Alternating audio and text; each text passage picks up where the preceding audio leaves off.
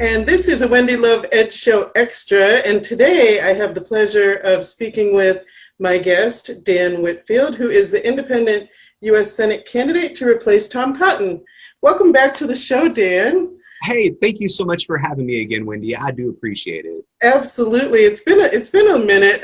I think you were on, I don't remember, maybe it was season 2 or season 3. I can't remember. But season 2, I believe. And then I did a short segment on, I think, 420. Oh, right. You did. You did. Thank you for that. Well, it's great to see you again. And I've been kind of watching the news and seeing what's happening with your candidacy. And it makes me upset and sad all at once, actually, because to run as an independent candidate here in Arkansas, you needed 10,000 physical signatures, right, between February 1st and May 1st. And you were doing real well with that. Right? And then we had a statewide COVID-19 shutdown on March 13th. So let's let our listeners and viewers catch up with what's happening now with that. So how many signatures did you collect? So we ended up getting 6,514 signatures after losing about 60% of the time because of the state emergency. Wow. And I think verified, we had 5,954 signatures. So we got about a 91% verification rate, which is amazing. Usually when they verify signatures, it's like 50 to 60%. Right. So to have 91% is really cool. And what I think why that happened was because 98% of our signatures were from unpaid volunteers, which I'm really proud of. You guys should be proud of that. That is amazing. Grassroots effort. I love that. And it is a really small percentage. I've been involved a lot in signature collection for other things. And I was a little bit for your campaign, but it's difficult. And you really need dedicated volunteers to really get the job done, I believe, as well. So statistically, usually volunteers get the most signatures towards the end of the collection period too. So a lot of people have their own things going on. They put it off for a few weeks. And unfortunately, when people were putting it off for a few weeks, then COVID-19 happened and we just had no way to foresee it. Right. I understand. So what happened after that? Did you appeal to the state? Didn't you to still have ballot access? So it gets into a big story about corruption. So I know your segments are going to be fairly short. So let me try to do a really quick story for you that goes back a year from now. So last summer, well, I guess first off, Tom Cotton's campaign first reached out to me last January, January 2019, about opening up a dialogue. That's when they learned about my campaign. A month after that, they got our state legislators to change the rules as an independent to, number one, increase the signature count from 10,000 to over 26,000. And then also to make it so that as an independent candidate, my collection period would be from February 1st until May 1st, rather than allowing us to start January 1st and turn them in on May 1st. So they changed these rules after finding out an independent was running. The Libertarian Party actually sued them about the signature increase, and they were able to get the signature number from 26,000 back down to 10,000. Okay. Last summer, the Libertarian Party was actually able to collect their signatures. They get to choose their window. So they chose to do July, August, and September of last year before COVID had happened. And then they paid a canvassing company $55,000 to get their signatures. Wow. Now, let's go a little bit before that. Not this last May, but May 2019, the GOP found that the Democratic candidate, Josh Mahoney, was fraudulently filing his FEC paperwork. So they actually held on to this information until 1 hour after the filing deadline, issued a press release stating that they were going to launch an investigation into fraudulent FEC filings. And 1 hour after that, Josh Mahoney dropped out of the race, leaving no Democrat race, and the filing period had already passed. So they tried to get the independent out, they tried to get the Libertarian out, and then they tried to get the Democrat out at the same time. And this is all happening behind closed doors. Their party is controlling all this. All right, so now to me. Sorry, I just need to make it was clear. No, I think it's good to kind of give the background, because I'm not sure how many citizens are really aware of all those things that were happening. I have one question about what you said, though. So the Libertarian candidate could choose their window of signature collection, but an Yes, independent candidate cannot? exactly. How interesting is that? And In then the if you state look of freedom? What? it's unconstitutional is what it is. And that's what we're suing over, the unconstitutionality of it. Now, another interesting thing is Kanye West just got on the ballot as an independent for president. And a Right. lot of blacks are like, well, if Kanye West got in, why couldn't you? Mhm. Well, what's really interesting is to run for United States Senate as an independent, you need 10,000 verified signatures. You have a fixed collection period of February 1st until May the 1st, and May the 1st is your deadline, and you just have that 90-day window to collect. To run for president as an independent in Arkansas, you only need 1,100 signatures. You don't have a collection window. I could start collecting today my 1,100 signatures to run for 2024, and then their deadline is August 3rd, not May 1st. Wow. So it is immensely less difficult to get on the ballot as a presidential candidate rather than a U.S. Senate one. Just How long interesting has thing. Tom Cotton been in office, Dan? Do you know how long he's been in office? Yeah, he first got elected into the District 4 House, I believe, in 2012, and then he ran in 2014 for the U.S. Senate, and that was when he first got into the Senate, was 2014. Okay, so it seems that there's a lot of protection to keep him in that position. And there is, and it gets even deeper. It's so crazy, everything that's going on. I've learned so much, but I'm going to take everything I learned to make sure everybody knows what's really going on, and that's going to be a really important part of my campaign. Absolutely. So we knew that our signature collection efforts were falling short after, on March 13th, the governor, Asa Hutchinson, issued orders of the state to declare a state of emergency. We could see our signature collection dropped off dramatically. Mhm. And at that point, we decided, I drafted a letter asking the governor for either a signature reduction, an extension, or to allow us to collect digital signatures. Now, these three things had already been granted in a dozen other states because they could see how COVID-19 was affecting third-party candidates from getting on the ballot. What's interesting is Florida actually did all three of those things because not only do third parties need signatures, but Republicans and Democrats do as well. So they're like, yeah, let's give you guys a reduction. We'll extend the deadline and let you get them online. All right, I drafted this letter, and then I reached out to every other independent candidate running in Arkansas, which there are only 7 of us. I was able to reach 5 of them. Christine, her information didn't work. Everything on the Secretary of State's website was incorrect. And then the other gentleman running for House, which he didn't get enough signatures, I was unable to get through to him. But the other independents, they all signed my letter, and we sent it to Asa Hutchinson. And we never heard anything back. We found out a couple months later from an interview he did, he received our letter and he handed it off to our legal team. Didn't even look at the thing. Mm-hmm. So our next step was to send it to the Secretary of State, John Thurston. So I sent it to him and ended up sending it certified 3 times to make sure he got it because he wasn't responding. And then finally, I tried calling. Of course, our office is closed due to COVID.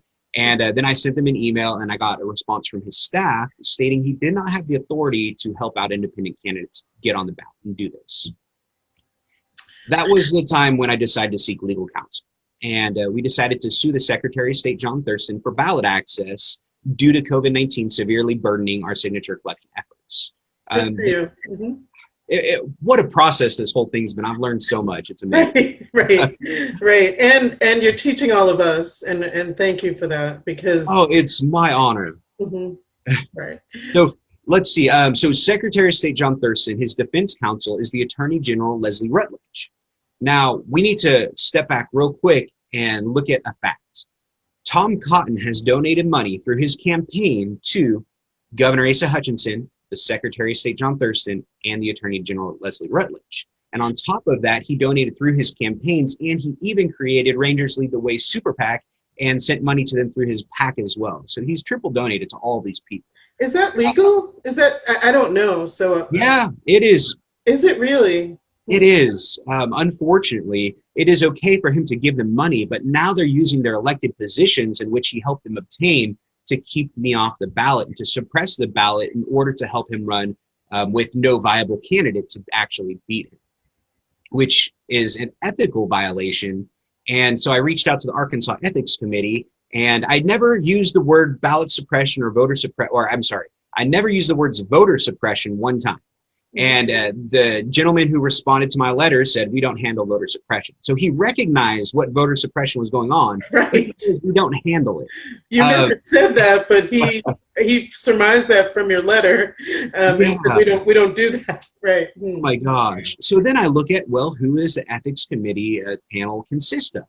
One of them was placed by Governor Asa Hutchinson. One of them was placed by Attorney General Leslie Rutledge. And one of them was placed by the GOP Senate Majority Leader, who is the gentleman who helped change the laws to make it harder for us to get ballot access in the first place. So 3 out of the 5 people are already in the pockets of the people that are trying to keep us off the ballot.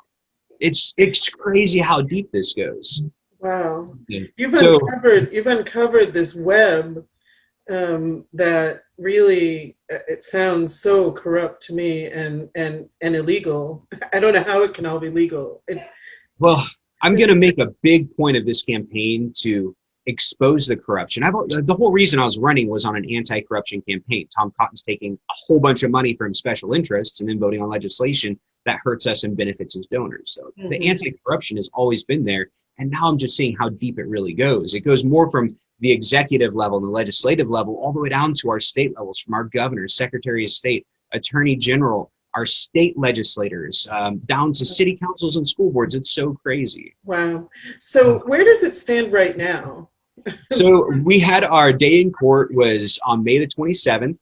It lasted about 9 hours. The attorney general cross-examined me for 2 hours. Well, the solicitor general who works for the attorney general.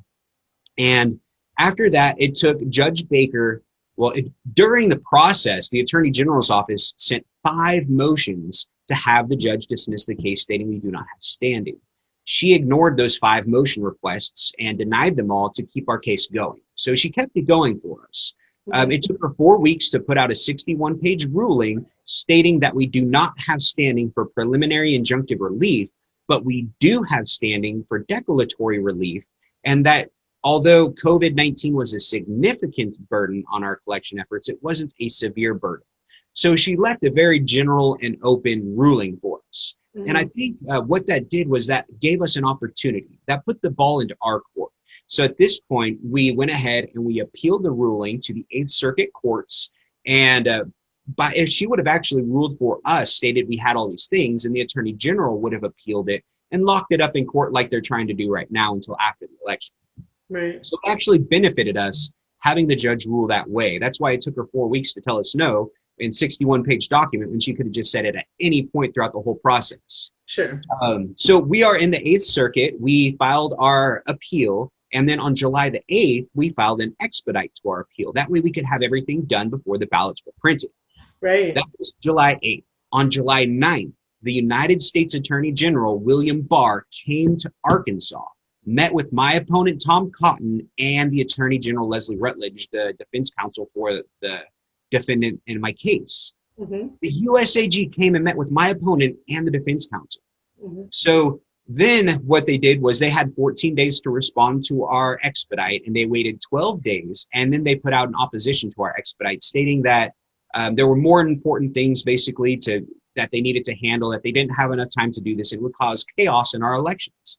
And then they even went so far as stating we weren't diligent in filing our expedite because it took us 2 weeks to file our expedite, which is completely false because we did everything as fast as possible. We had to file the appeal, wait for the case number, and then file 2 other documents, wait for those to be filed, then we could file our expedite. We weren't waiting or anything, but anyways. It sounds like you were really on top of everything, and they're just looking for ways to have this not happen and have you not on the printed ballots that will be coming out to all the citizens here to vote.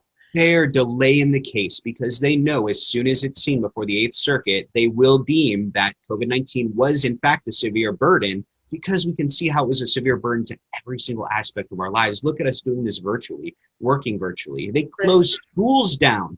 They closed the schools down in March. Obviously, it was a severe burden. And then at the same time, so where we're at right now, sorry for all of that backstory. There's just so much to talk about. It's so much. It's okay. It's okay. I'm trying to keep it as quick and short as possible for you. So you're great. We filed our briefing on July the 22nd. The Attorney General has to file their brief. They had from the July 22nd until today is their deadline August 21st. They still haven't filed their brief. So they have to do that today. They could have filed it at any point between July 22nd and today. And I guarantee you, they had their document done within 1 or 2 days, and it's just sitting on their computer using delay tactics to try to keep us off the ballot. Because today is when the election committee comes in and decides the orders of the names on the ballot. That is today. Mm-hmm. So what's going to end up happening is they've been delaying it. They'll have to file today their brief, and then we will be set for oral arguments on September the 21st. When we win our case, what's going to happen is they are going to have to reprint and redistribute the ballots to put my name on them. It's going to cost us taxpayers millions of dollars just so that they could try to hurt our chances, because they know they will have already mailed out some ballots and people will already have the original ones, and they probably won't get the new ones that were sent. Or unfortunately, the person responsible for reprinting and redistributing is the Secretary of State in the first place. Mm-hmm. So I'm expecting internal errors there, and they're just there's so much that's so much corruption and stall tactics. I'm not sure how they get away with this, but I think they're not used to someone being so persistent and educated and willing to keep fighting. So thank you for doing that and for exposing this to all of us. Ballot access, voter suppression, these are big issues in the country right now. It's been a big issue for a long time, actually, but it's been more exposed now. And so thankfully, due to candidates like yourself and people really continuing the fight. I mean, honestly, it can be really hard sometimes, emotionally, stress, but every time they push me down, I've got the most wonderful supporters. They just lift me back up, and as long as y'all don't give up on me, I'm not going to give up on you guys. Wonderful. Yeah, it's hard. The pandemic itself, aside from everything else, puts a burden on all of us. You have a daughter, a beautiful daughter who I've met, who's about to go back to school. And as a parent, you've got to be concerned about that, in addition to work and home and everything we all have. We've got this additional worry, So thank you for staying in the fight despite all the added stress. I'd like to take a few minutes to talk about policy just so that people understand who you are and what you stand for. I think they got a good sense of it in your discussion today about ballot access. But let's talk about your policy on ending the war on drugs. Yeah, absolutely. I mean, that's one of the most important things that so many people are facing in their lives. Having convictions that follow them from when they were a young kid, maybe making a mistake. Maybe they were driving their friend in a car and their friend maybe had some weed with them and dropped a seed or a stem, and then they get pulled over and now they have a felony in some states. Mm-hmm. It's so crazy how these felonies can ruin a person's life, making a mistake as a child. Right. And then at the same time, we have people who are in prison for doing the same exact thing that people are doing in other states, wearing business suits, making millions of dollars. Mm-hmm. So I do support the federal decriminalization of cannabis, including nationally expunging cannabis-related convictions. A lot of people ask me, why not just legalize it? Well, if a bill to legalize it showed up in front of me, I'd probably sign it. But as far as what I think we need to do first is we need to decriminalize and then allow the states to vote on how they want it to be legal, whether it's recreational or medicinal. And by federally decriminalizing, what we'll be able to do is we're going to start protecting citizens and our legal businesses from the DEA. Because we have a huge problem where the DEA will go into a legal business, a completely legal business, walk inside, handcuff everybody, take them out, go back in, take all of their assets, take all of their products, and then go out, let everyone go and say, hey, we'll see you in 6 months, not arrest a single person. Yeah. And it's become a legalized mafia is all it is. Right. Yeah, well, thank you for that. That's, I'm not one who's really actually for legalization. People are astounded sometimes when I say that. I want them to end prohibition and deschedule. I want everyone to have access. And so yes, decriminalization, expunging records, you're speaking my language, and our viewers and listeners will be glad to hear that. Let's talk a little bit also about privatized prisons. It kind of goes along with the drug war. So what are your policies about that? Well, we just approved $169 million to go to LaSalle to build a new prison here in Arkansas to house 500 people. $169 million when we're one of the poorest states in the country, and at a time where 1/4 of the children in Arkansas are living in poverty and going to bed with hungry stomachs. $169 million. All we would have to do is just expunge 500 nonviolent cannabis offenses. We just saved $169 million. I like the way you think. Yes. Crazy. We have chain gangs here in Arkansas. We have a system built where it's not about incarcerating someone and rehabilitating them and putting them back into society. It's about incarcerating someone, filling up a cell. That way the system can get money for every day they're in that cell and keeping them in there as long as possible and setting them up for failure in the future with things like felonies and things like that, mandatory minimum sentences. We just want to make money with our prison systems, and that's not what prison systems are supposed to be for. They're supposed to be, you've made a mistake, you're going to come here, serve your time back to our society, and then we are going to rehabilitate you to put you back into society so that you can become another productive member and continue along with your life. Right. I was talking. The law is about, it's hard to get a job. You're not allowed to vote. There's so many things that handicap a person for the rest of their life when they've already served their time, so it is a complicated issue, but I'm happy to hear that you're not for privatized prisons. Yeah, not at all. We need to have federal prisons with federal regulations, because another problem with privatized prisons is they don't have to meet those regulations. Maybe they get a call, hey, we're going to be there on this day at this time to do an inspection, make sure everything's good. And then they make it look clean for that day. And then the inspection comes and then they pass and then it gets right back to how it was before. It's just a huge, big problem. Yes. And it needs to be eliminated altogether. We need federal prisons all the way around. Right. I mean, we have the largest incarcerated population in the world, and it's not proportional, to our population. So, yeah, I'm totally with you on that. Yeah, we've got 5% of the world's population, but 25% of the world's incarcerated population. And here in Arkansas specifically, we are number 4 in America for the most people incarcerated per capita. Wow, I did not know that. Wow, yeah, things that we need to change for sure. Finally, I know you have policies. I read through your information again. I revisited it, and you have policies and ideas for everything. You've got a plan, and I like that. Let's talk about one more of them, and that's a livable wage. Yeah, what are your thoughts about that? So right now, we have this issue where we are the wealthiest country in the history of the world. The wealthiest country in the history of the world, and we also at the same time have the greatest wealth inequality in the history of the world. Almost every single American citizen is in debt, whether you think about it or not. You're probably in debt and negative wealth, especially if you own a home, you're paying a mortgage. If you bought a car, you're paying a car note. That's negative. That's against you. That is not wealth. A livable wage is really going to help a lot of the working class people in America. We have to make sure that if you are working 40 hours a week and you are a single parent with 1 or 2 kids, you can afford to at least have a 1 or 2 bedroom apartment in America, where right now, if you're working minimum wage and you're a single parent, there's not a city in our country where you can afford a 1 or 2 bedroom apartment. It's just, that's even before, taking into utilities, car payments, gas, food, clothing, school supplies, everything else. Right. Yeah, it's criminal, really. People are just, I don't know how they can't be completely stressed.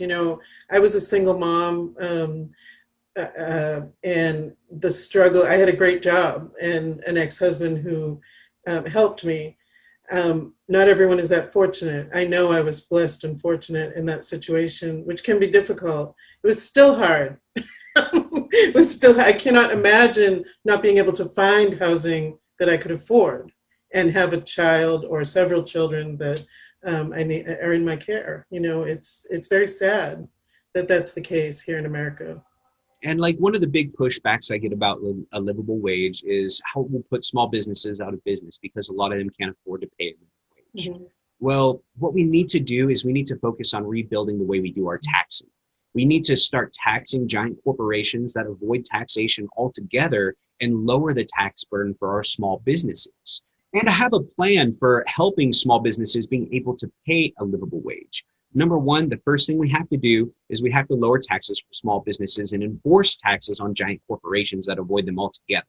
I would like to see us start taxing based on profit revenue, rather than taxing based on who we are hiring, working and things like that. We need to get rid of payroll taxes. So what we need to do, in my opinion, is we need to start taxing small businesses, which I consider making between $0 and $1 million profit a year, 10% flat tax with no legal taxable loopholes. And then a medium-sized business would be a business that makes between $1 million and $100 million and tax them a flat 15%. If your business is making between $100 million and $1 billion, tax them 20%. And if your company is making more than $1 billion profit per year, we should tax them at a flat 25%, which is still 12% less than what our corporate tax rate is supposed to be anyways. Mm-hmm. But by doing this and enforcing taxation on the companies like Amazon and Netflix and FedEx and these different companies that avoid taxation, Walmart, is that we will actually have more tax revenue while lowering the tax burden for these small families who are literally going out of business because they're 37% in taxes while these giant corporations are paying nothing. But by doing something like that and alleviating those burdens, we can make it so our small businesses can pay a livable wage. That doesn't even talk about Medicare for all, and then allowing them to pay low costs for medical benefits to offer their new employees so that employees have benefits at very low costs. Sorry, I can talk about Medicare for all for a minute too. I know.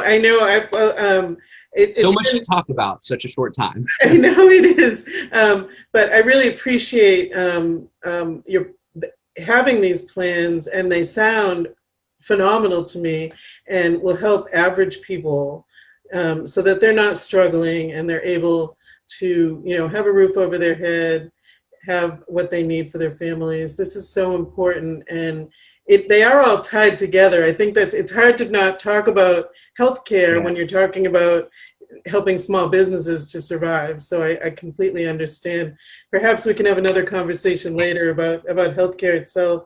Yeah, anytime. Great. All right, Dan. Well, how can people get in touch with you? Yeah, for sure. So my name is Dan Whitfield, and I'm the independent candidate running for United States Senate here in Arkansas. My website is replacetomcotton.com. You can check out all my different things on there, my policy stances, my videos. Every single Saturday evening, for the most part, if I'm not busy doing something, I do a weekly live stream Q&A and update where I talk about what happened the previous week and what's upcoming for the next week, and I'll answer any questions that you all have. So I make myself very accessible. You can also find all my contact information on my website. I answer my own calls. I answer my own social media, all my own messages. Reach out if you have a question, and I'm always here to answer for you. Thank you so much, Dan. And I hope when I receive my ballot, which I've already ordered, I will see your name on there. And I know that you'll keep fighting for that. And if it's not on there, people will be able to write it in, correct? No, you will not be able to write in my name. That's a whole different issue that we could talk about. As a write-in candidate, you have to file during the November filing period as a write-in candidate, not an independent, but then you still have until August 5th to notify all the counties that you're going to be a write-in candidate.